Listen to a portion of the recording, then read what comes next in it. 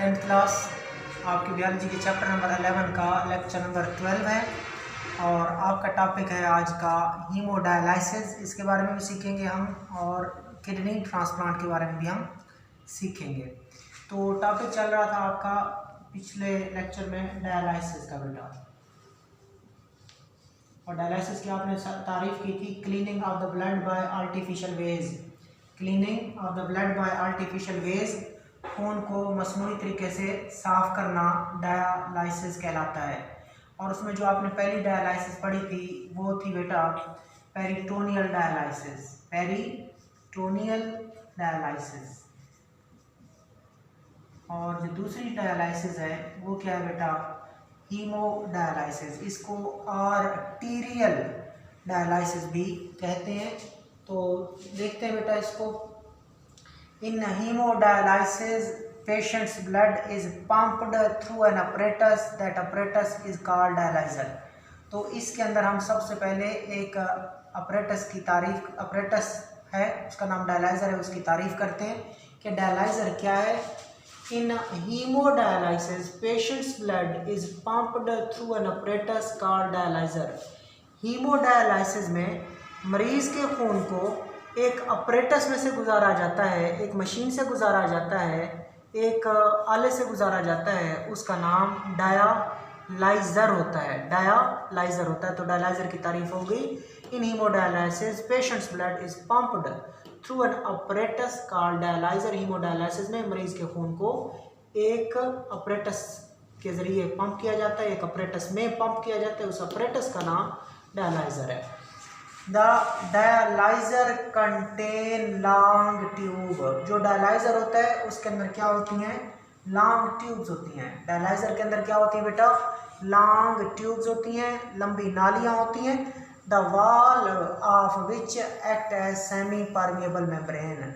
Dialyser के अंदर long tubes होती हैं, लंबी नालियां होती हैं, और लंबी नालियों की जो दीवारें होती हैं वो सेमी परमिएबल मेम्ब्रेन का काम करती हैं।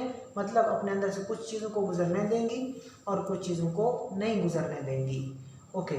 Blood flows through the tubes.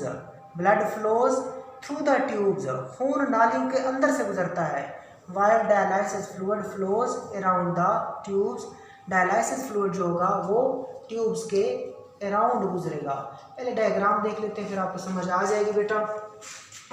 ये पेशेंट है और ये पेशेंट का क्या है बेटा, आर्म है, ये मरीज़ है और ये मरीज़ का बाजू है, और उसके बाद ये बेटा मरीज़ की आर्टरी है। ये मरीज़ की क्या है, ये वाली मरीज़ की आर्टरी है।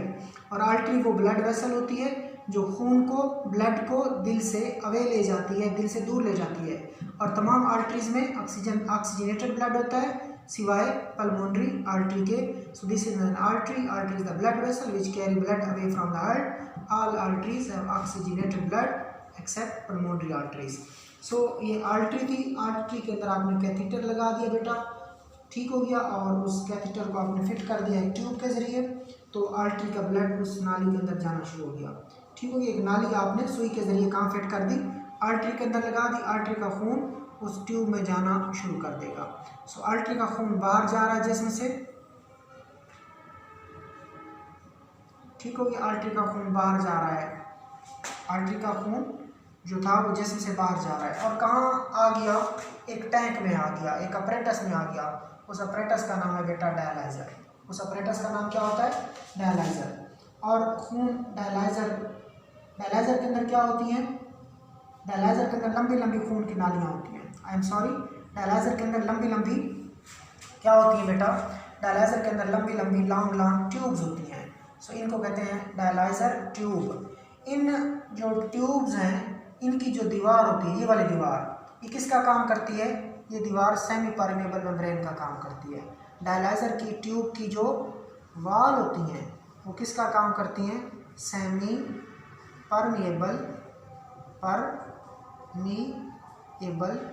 मेम्ब्रेन का काम करती हैं। ओके। सो इस तरह ब्लड इन नालियों, ब्लड याद रखना, blood flow through the tube, blood tube के अंदर से गुजरेगा, ब्लड ट्यूब्स के अंदर से गुजरेगा।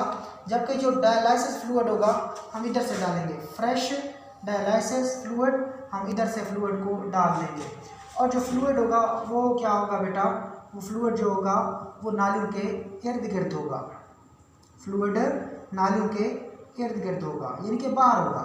डायलाइसिस फ्लूइड नालियों के बाहर होगा, खून नालियों के अंदर होगा। देख सकते हैं खून नालियों के अंदर है और डायलाइसिस फ्लूइड नालियों के बाहर है। तो खून से जो भी चीज़ें वेस्ट होती हैं वो निकल कर कहाँ चली जाती हैं, फ्लूइड में चली जाती हैं। खून से जो भी चीज़ें वेस्ट होती हैं वो वेस्ट खून से निकल कर कहाँ चला जाता है, डायलाइसिस फ्लूइड में चला जाता है और गंदे डायलाइसिस फ्लूइड को फिर आप इस तरह निकाल लेते हो। सो ये वो डायलाइसिस फ्लूइड है जो क्या हो चुका है, used. So this is used dialysis fluid जो आपने यहाँ से निकाला है, जिसमें वेस्ट है। किस चीज़ के वेस्ट है, खून ने अपने वेस्ट उसमें डिफ्यूज़ किए थे और इधर से आपने फ्रेश डालना होता है। सो यहाँ से आपने फ्रेश डायलाइसिस फ्लूइड डालना है और डायलाइसिस जो फ्लूइड होगा वो नालियों के इर्द गिर्द होगा, अराउंड होगा। और नालियों के अंदर क्या होगा, नालियों के अंदर खून होगा और नालियों की जो दीवारें हैं वो किसका काम करेंगे, सेमी परमेबल मेम्ब्रेन का। और उन सेमी परमेबल मेम्ब्रेन से इजाफी पानी और दूसरे साल्ट निकल कर कहाँ जाएंगे, डायलाइसिस फ्लूइड में आ जाएंगे और डायलाइसिस फ्लूइड को आप यूज़ करने के बाद आप उसको निकाल सकते हो।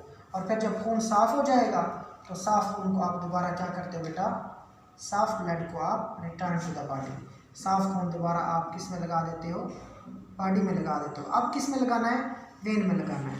अब किस में लगाना है, वेन में लगाना है। और वेन खून की वो नालियाँ होती हैं जो खून को दिल की तरफ लेके आती है। Vein are the blood vessel which carry blood toward the heart and all vein have deoxygenated blood except the pulmonary vein. So this is the blood from dialyzer vein. ये जो जा रहा है खून, this is the blood from dialyzer vein, blood from dialyzer to vein. ये जो blood जा रहा है ये डायलाइजर से जा रहा है, किसके पास जा रहा है, वेन के पास। So this is the blood which is coming from dialyzer and going to the vein. So blood from dialyzer to vein, dialyzer से खून वेन में जा रहा है। और ये वाला खून क्या था, blood from artery to dialyzer। ये वाला खून आर्टरी से डायलाइजर में जा रहा है और ये वाला खून साफ हो गया है और साफ होकर किधर जा रहा है, आर्टरी में जा रहा है। तो देख ले, क्लियर करें इसको। सो बेटा एक देख ले, आपने समझ लिया डायग्राम से कि in haemodialysis patients blood is pumped through an apparatus called dialyser. Haemodialysis में जो पेशेंट का खून होता है उसको आप एक अपरेटस से गुजारते हो, उस अपरेटस का नाम डायलाइजर होता है। The dialyser contain long tube, dialyser के अंदर एक लंबी नाली होती है। The wall of which act a semi permeable membrane, उसकी जो दीवारें होती हैं वो सेमी परमेबल मेम्ब्रेन का काम करती हैं। Blood flows through the tube, जो खून होगा वो थ्रू द ट्यूब जाएगा, याद रखना ट्यूब के अंदर से गुजरेगा। While the dialysis fluid flows around the tube, fluid tube के बाहर होगा। एक छोटी सी और डायग्राम में दिखा देता हूँ आपको। इधर देखें कि ये बेटा क्या है, ये ब्लड जा रहा है, ब्लड ट्यूब के अंदर से जा रहा है, ब्लड ट्यूब के अंदर से जा रहा है, जबकि जो फ्लूइड होगा वो ट्यूब के अराउंड होगा, बाहर होगा। तो खून से जो भी वेस्ट होगा वो बाहर निकल जाएगा, कहाँ चला जाएगा, into the dialyzer fluid. So blood flows through the tube and dialyzer fluid flows around the tubes. ये क्लियर किया आपने। Extra water and waste move from blood into the dialyzer fluid. जो एक्स्ट्रा वाटर होगा बेटा, क्या चीज़, extra water, वो बाहर निकलेगा और उसके बाद दूसरी चीज़ जो क्या निकलेगी, एक्स्ट्रा जो फ्लूइड होगा वो भी बाहर निकलेगा, वेस्ट जो होगा वो भी बाहर निकलेगा। सो खून से इजाफी पानी और बाकी फालतू मादे वो निकल कर, खून से निकलकर फ्लूइड में चले जाएंगे। द क्लीन्स ब्लड, साफ खून, is then return back to the body, फिर साफ खून को दोबारा बॉडी में लौटा दिया जाता है। The hemodialysis treatment are typically given in the dialyzer centre. ये जो बेटा हीमोडायलिसिस है इसको डायलाइसिस के सेंटर में दिया जाता है, इसको किया जाता है इस अमल को। और वो डायलाइसिस सेंटर जो होते हैं वो कहाँ होते हैं, हॉस्पिटल में होते हैं। और ये तरीका कब करना पड़ता है, 3 टाइम्स पर वीक, हफ्ते में 3 दफ़ा। जबकि जो पहली डायलिसिस थी, पेरिटोनियल डायलिसिस, उसको रोज़ाना करना पड़ता है, जबकि इसको हफ्ते में 3 दफ़ा करना पड़ता है। और इसको घरों में नहीं कर सकते आप, कहाँ पे करोगे, डायलिसिस के सेंटर होते हैं, कहाँ पे, हॉस्पिटल में। ओके बेटा, अब हम नेक्स्ट देखते हैं किडनी ट्रांसप्लांट। बेसिकली आप देख रहे थे कि किडनी फेल हो चुके हैं, किडनी फेलियर हो चुका है, गुर्दे फेल हो चुके हैं, रीनल फेलियर हो चुका है। तो उसके लिए ट्रीटमेंट के लिए आपने के पास 2 ऑप्शंस थे। पहला ऑप्शन क्या था बेटा, डायलाइसिस, कि अगर आपने आर्जी तरीका इख्तियार करना है तो आपको क्या करना पड़ेगा, डायलाइसिस। और डायलाइसिस फिर दो तरह की थी, पेरिटोनियल और हीमोडायलाइसिस। अब जो किडनी फेलियर के लिए दूसरा तरीका हम इस्तेमाल करते हैं वो बेटा है किडनी ट्रांसप्लांट। किडनी ट्रांसप्लांट नाम से ज़ाहिर है कि सेहतमंद शख्स, हेल्दी पर्सन अपना किडनी डोनेट करेगा, किसको, पेशेंट को। सो देखिए शाबाश, we know that dialysis needs to be repeated after every few days and it is unpleasant for patient and attendants. हम जानते हैं कि जो डायलाइसिस का तरीका है उसे चंद दिनों के बाद दोहराना पड़ता है। कैसे, आपने जो पेरिटोनियल डायलिसिस देखी उसे डेली करना पड़ता है, जबकि हीमोडायलिसिस जो है वो हफ्ते में 3 दफ़ा करनी पड़ती है। सो हम जानते हैं कि जो डायलिसिस का अमल है उसे चंद दिन बाद दोहराना पड़ता है and that is unpleasant for the patients and for the attendants. और मरीजों के लिए फिर क्या है, वो नाखुशगवार है। मरीज के लिए भी नाखुशगवार होगा बेटा, रोज़ाना करनी पड़ेगी, 2 दिन बाद 3 दिन बाद करना पड़ेगा।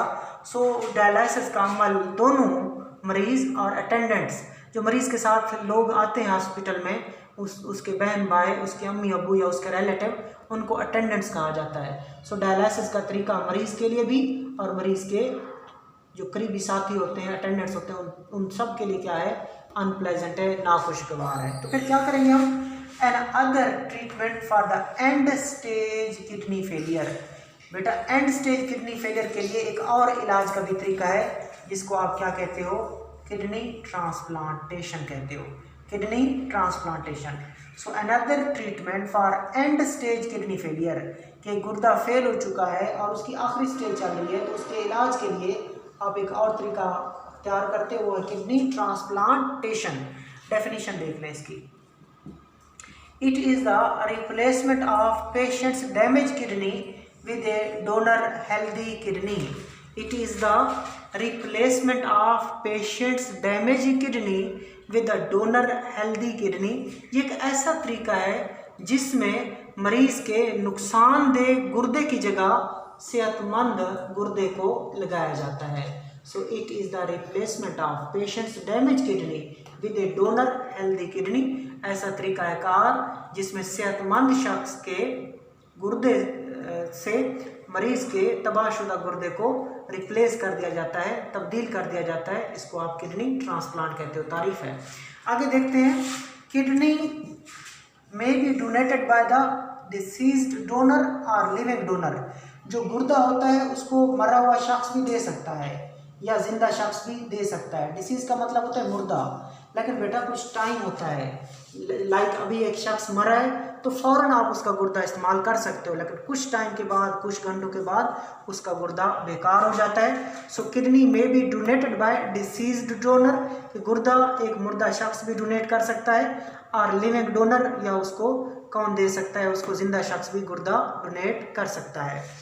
द डोनर मे और may not be relative of the patient.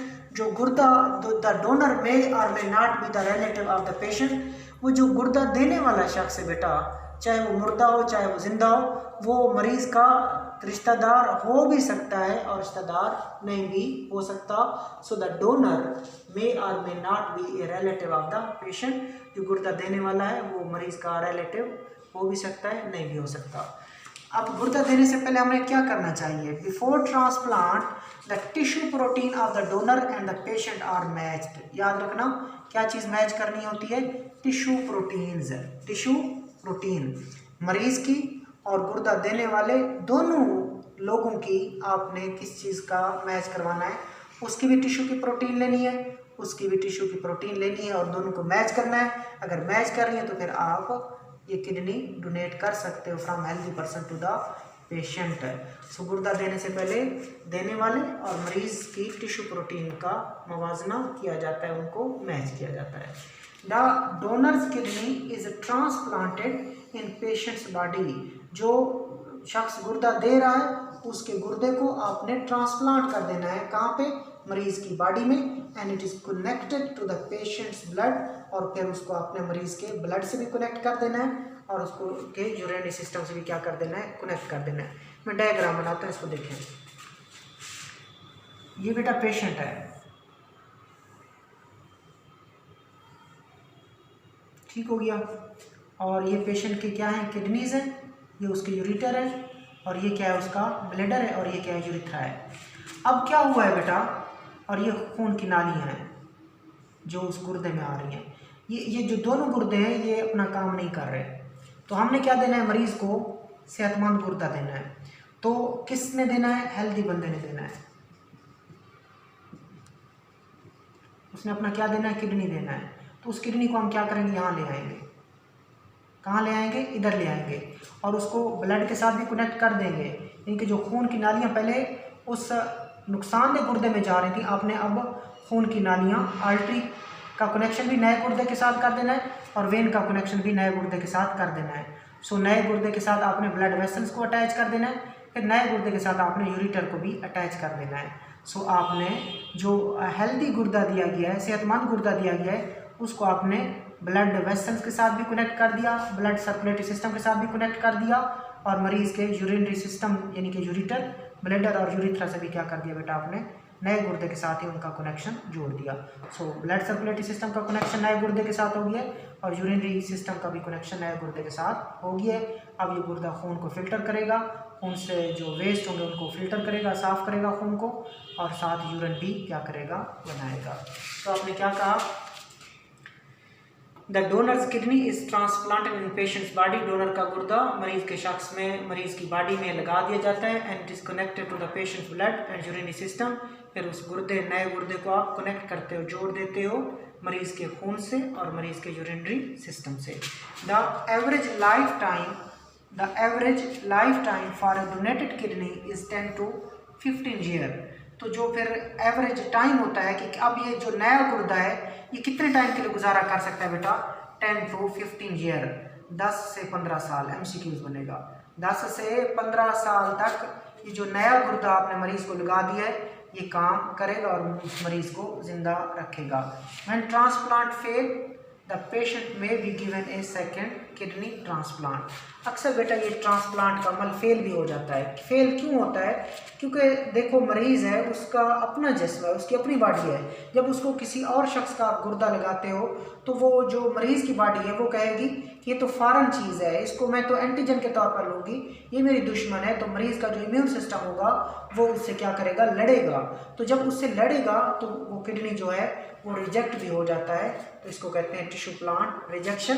So when A transplant fail, जब ट्रांसप्लांटेशन का अमल फेल हो जाता है तो मरीज़ को आप, पेशेंट में be given a second kidney, तो दोबारा आप उसको गुर्दा दे सकते हो।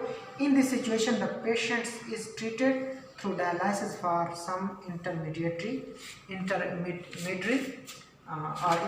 टाइम के लिए आप क्या करोगे, आपने मरीज़ को डायलिसिस पे ज़िंदा रखना। जब ट्रांसप्लांटेशन का अमल फेल हो जाए तो फिर आप मरीज़ को दूसरा गुर्दा देंगे, लेकिन दूसरा गुर्दा देने में टाइम लगता है, पहले डोनर ढूंढना पड़ता है, फिर चीज़ें कुछ प्रोसीजर करने पड़ते हैं, उनकी ब्लड ग्रुप्स को, उनकी टिश्यू प्रोटीन को मैच करना पड़ता है। तो उस टाइम के लिए फिर मरीज़ को आपने सर्वाइवल किससे करना है बेटा, उस इंटरमीडिएट टाइम के लिए आपने, उस दरमियानी वक्त के लिए आपने मरीज़ को डायलिसिस पे ज़िंदा रखना है। आगे चलते हैं, प्रॉब्लम्स आफ्टर ट्रांसप्लांट, कि जब आप मरीज़ को गुर्दा ट्रांसप्लांट कर देते हो तो मरीज़ के अंदर क्या क्या अलामात आ सकती हैं। ट्रांसप्लांट रिजेक्शन आती है बेटा, कि पहली बार जो सबसे बड़ा खतरा होता है, बड़ा रिस्क होता है या डिसएडवांटेज होता है ट्रांसप्लांटेशन का, कि ट्रांसप्लांट रिजेक्ट हो जाएगा, कि जो गुर्दा आपने दिया मरीज़ के जिस्म में उसको रिजेक्ट कर दिया। सो ट्रांसप्लांटेशन के बाद जो प्रॉब्लम्स या मसाइल सामने आते हैं उसमें सबसे मेजर, सबसे बड़ा मसला है ट्रांसप्लांट रिजेक्शन, कि ट्रांसप्लांट को रिजेक्ट कर दिया जाता है कि हमने ये गुर्दा नहीं लेना, ये किसी और का है। सो वो गुर्दा भी फिर ज़ाया हो जाता है, ठीक हो गया। सो पहला मसला, प्रॉब्लम क्या आता है, ट्रांसप्लांट रिजेक्शन। फिर बेटा क्या करते हैं, ट्रांसप्लांट रिजेक्शन से बचाने के लिए ना, ट्रांसप्लांट रिजेक्शन से बचाने के लिए मेडिसिन इस्तेमाल की जाती हैं। क्या इस्तेमाल की जाती है बेटा, मेडिसिन इस्तेमाल की जाती है। कौन सी मेडिसिन, वो मेडिसिन जो इम्यून सिस्टम को सप्रेस करें, वो मेडिसिन जो इम्यून सिस्टम को क्या करें, सप्रेस करें, उसको सुला दें, उसको इनएक्टिव कर दें। क्यों, क्योंकि अगर इम्यून सिस्टम एक्टिव होगा तो वो फ़ौरन उस चीज़ को रिजेक्ट करेगा, तो फिर मेडिसिन इस्तेमाल करनी पड़ती है जिससे इम्यून सिस्टम क्या हो जाए, सप्रेस हो जाए, थोड़ा सा कमज़ोर हो जाए, ताकि आपका इम्यून सिस्टम, आपका क़ुव्वत मुदाफ़ती निज़ाम उस गुर्दे को रिजेक्ट ना करे। ये वो सिस्टम होता है जो हमारी हिफाजत करता है बैरूनी चीज़ों से, जरासीमों से, बीमारियों से। सो ऐसी दवाइयाँ दी जाती हैं उस शख्स को जिसको आपने गुर्दा दिया है कि उसका इम्यून सिस्टम डिप्रेस हो जाए, सप्रेस हो जाए, रुक जाए, एक्टिव इनएक्टिव हो जाए, ताकि गुर्दा रिजेक्ट ना होने पाए। तो जब इम्यून सिस्टम आपने बंदे का वीक कर दिया दवाइयों के ज़रिए, तो फिर उसको तो और भी बीमारियाँ होंगी ना, उसको और भी जरासीम आएंगे, और चूँकि इम्यून सिस्टम वीक है तो जरासीम आएंगे और खुशी खुशी अपने डिजीज़ पैदा करेंगे, उनको क्या कहते हैं, इन्फेक्शन। सो पहला जो मसला होगा, ट्रांसप्लांट रिजेक्शन हो सकती है गुर्दे के बाद, गुर्दा देने के बाद जो मसाइल होते हैं, ट्रांसप्लांट रिजेक्शन पहला मसला। दूसरा मसला इन्फेक्शन, कि उसको बीमारियाँ होंगी। बीमारियों का तरीका ये होता है कि मेडिसिन दी जाती है कि रिजेक्शन ना हो, क्योंकि बड़ा मसला रिजेक्शन होता है। मेडिसिन दी जाती है कि रिजेक्शन ना हो, उससे इम्यून सिस्टम वीक पड़ जाता है। जब इम्यून सिस्टम वीक पड़ता है तो दूसरे माइक्रो ऑर्गेनिज्म को मौका मिलता है कि वो बंदे के अंदर इन्फेक्शन काज करें। तीसरी जो प्रॉब्लम होती है, imbalance in the body salt which can lead to bone problem. जिस्म के अंदर बॉडी साल्ट का क्या हो जाता है, इम्बैलेंस हो जाता है। सो बॉडी साल्ट का इम्बैलेंस यानी कि उनका तवाज़ुन ख़राब हो जाता है, उससे किसके प्रॉब्लम पैदा होते हैं, बोन के, हड्डियों के प्रॉब्लम पैदा होते हैं। इसके अलावा बेटा अल्सर भी हो सकते हैं। ये शॉर्ट क्वेश्चन पूछा जाएगा कि right the problem which occur after transplant, कि ट्रांसप्लांटेशन के बाद कौन कौन से मसाइल जन्म लेते हैं, उनको बयान करें। आप कहेंगे transplant rejection, infection, imbalance in the body salt which can lead to bone problems, and then ulcer, यानी कि अल्सर आपको पता है जख्म वगैरह हो सकते हैं बेटा। ठीक हो गया जी, आज आपका टॉपिक था। एक तो आपने हीमोडायलिसिस देखी और दूसरा आपने किडनी ट्रांसप्लांट। अल्लाह हाफिज़।